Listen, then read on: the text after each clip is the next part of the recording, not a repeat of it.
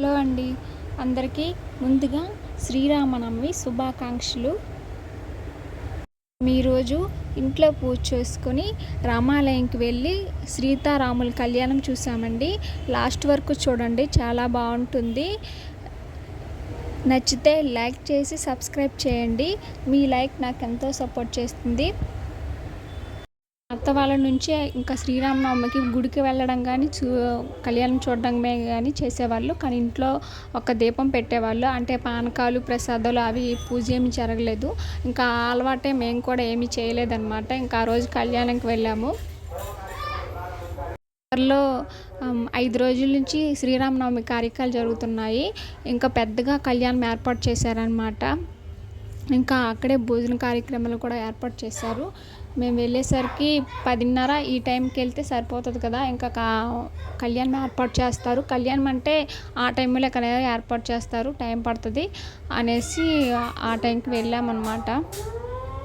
ఇంకా ఆ రోజు పూజలకి దీపాలు అవన్నీ పెట్టకుండా ఒక అరటిపళ్ళు, కొబ్బరికాయ అవి మాత్రమే తీసుకెళ్ళాము. ఇంకా సింపుల్గా గుడికి వెళ్ళిపోయాయి అన్నమాట.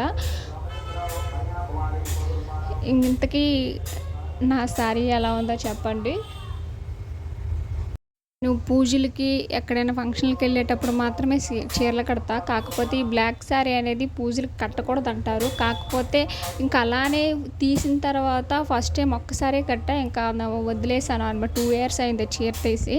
ఇంకా ఒక్కసారి కట్టాలి వదిలేండి, సరేలే ఈరోజు కడితే మంచిది. ఇంకా పైన జాకెట్ అయితే కొంచెం కలర్ఫుల్గానే ఉంది కదా అని అది కట్టేశాను అనమాట. ఏ ప్రాబ్లం లేదని.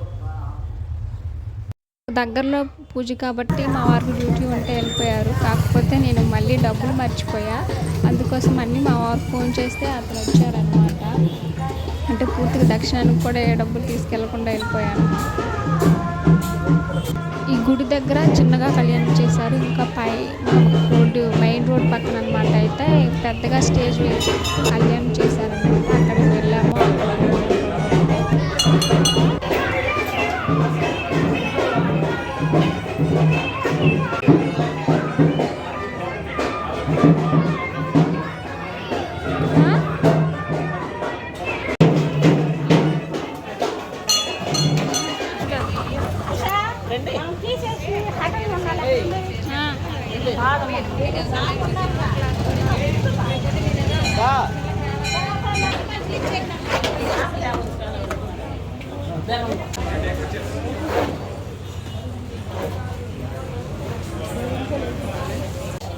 महागणपतये नमः।